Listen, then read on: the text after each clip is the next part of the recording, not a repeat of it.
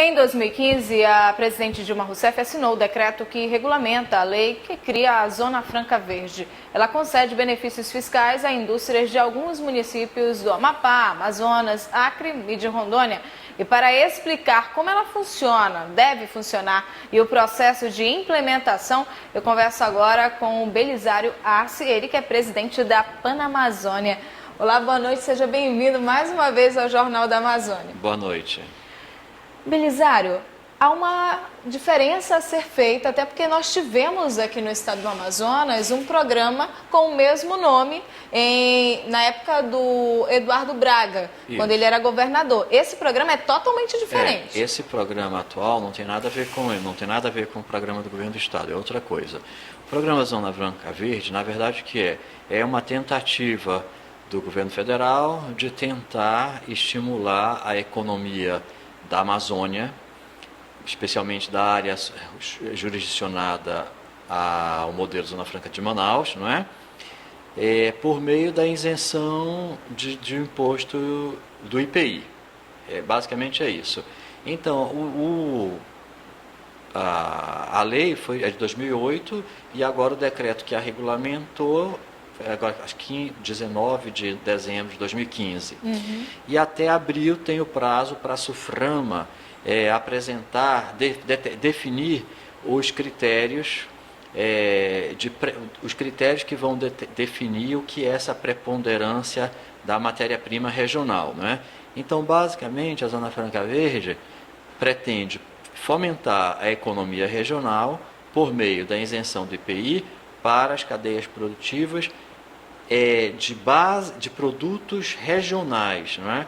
Onde nas áreas de livre comércio que são jurisdicionadas sob o modelo Zona Franca de Manaus, a saber, Macapá Santana, no Amapá, Guajará-Mirim, em Rondônia,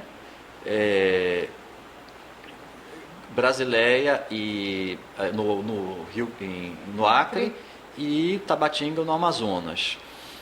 Essas cidades já são, tem também ainda, mas não estão, acho que não estão no decreto, no Roraima, né, Bonfim e Boa Vista. Bem, essas áreas já são áreas de livre comércio, mas como áreas de livre comércio, essas áreas poderiam apenas comprar e vender produtos para circulação interna. Com a Zona Franca Verde, elas vão poder produzir e exportar, vender para o Brasil e também exportar, né? Então, me parece bem interessante. Se vai funcionar ou se não vai funcionar, é outra história. Agora, recentemente, o que está me causando mais polêmica aqui na imprensa, que eu tenho lido sempre, é que agora, dia 19 passado, a superintendente da SUFRAMA recebeu uma comitiva do Amapá, com ex-governador, prefeito, senador e alguns técnicos.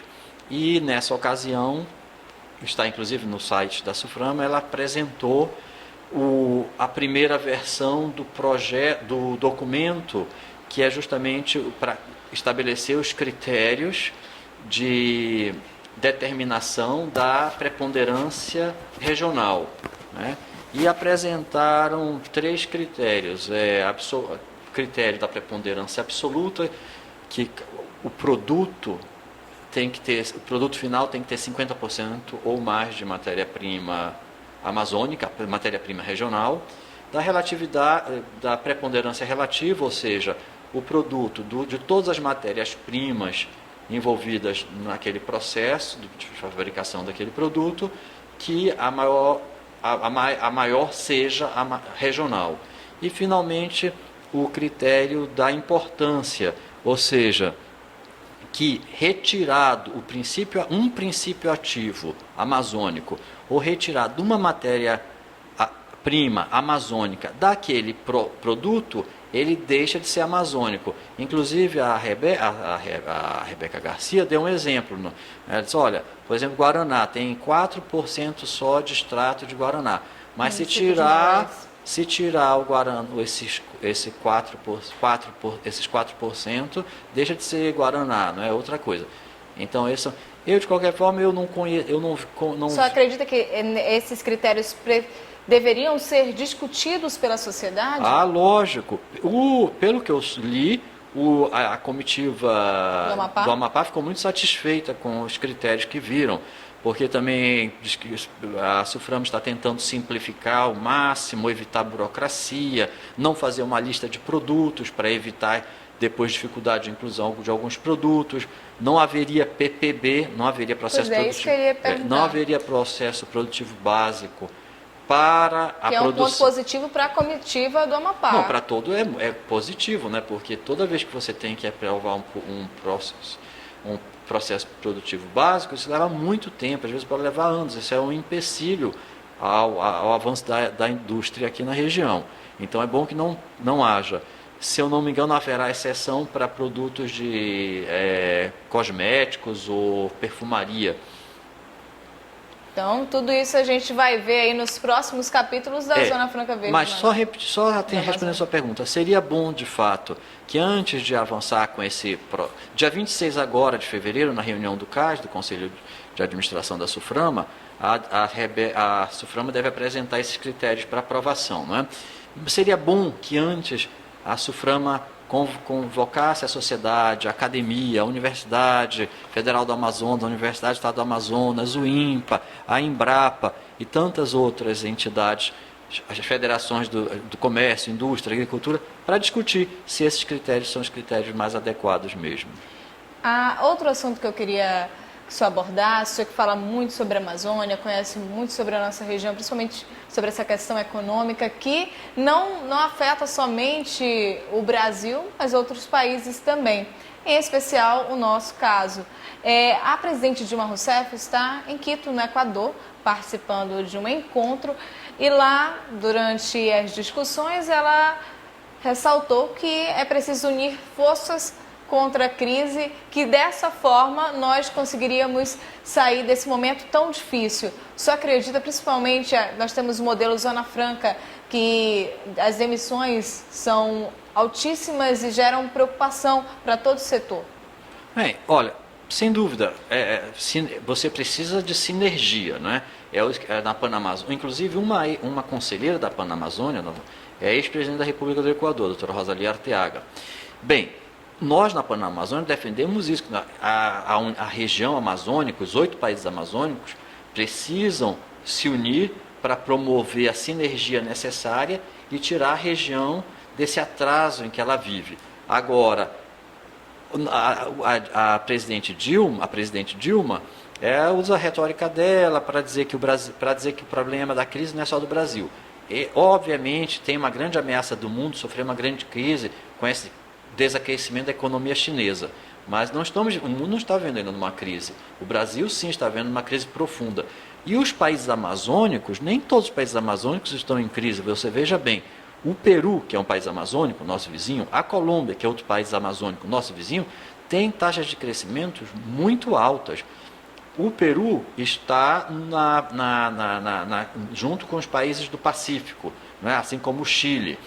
São economias que estão robustas. A economia da Colômbia está muito bem, macroeconomicamente toda equilibrada, arrumada. Então, é verdade que precisa da união, isso é muito bom. Nós precisamos integrar os países amazônicos, nós precisamos ter logística que nos integre, comércio livre entre os países, cooperação industrial, científica, tecnológica, isso é importante. Agora, ela querer usar essa história para dizer que a crise não é só do Brasil, que é uma crise geral, isso não é verdade. A crise econômica é uma crise do Brasil, por problema político, corrupção, aparelhamento do Estado e todas as outras besteiras que o PT fez nesse tempo inteiro.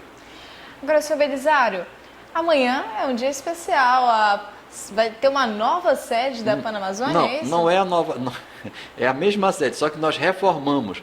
A Panamazônia é uma associação com poucos recursos, então agora nós fizemos com muito esforço e com apoio dos associados, das empresas que nos apoiam, nós reformamos a sede e criamos um espaço cultural. Então amanhã reinauguramos com a abertura do espaço cultural com a exposição de um artista plástico peruano, o Roberto Soares, E além da exposição dos quadros dele, né, que são quadros inéditos, haverá também a inauguração de um grande mural feito pelo próprio artista, de 12 metros de comprimento, com temática andina, para, enfim, para a gente ficar numa atmosfera mais panamazônica vendo aquela obra. Isso tudo é amanhã, todos estão convidados. Que horas vai ser? 19 horas. Então fica o convite, a nossa equipe estará lá acompanhando essa reinauguração. A reinauguração. E assim, você, telespectador de outro estado da região, vai poder conferir tudo isso na matéria. Muito obrigado, senhor Belisário, pela sua análise com relação à Zona Franca Verde e a questão da economia. Muito obrigado. Eu que agradeço. Muito obrigado.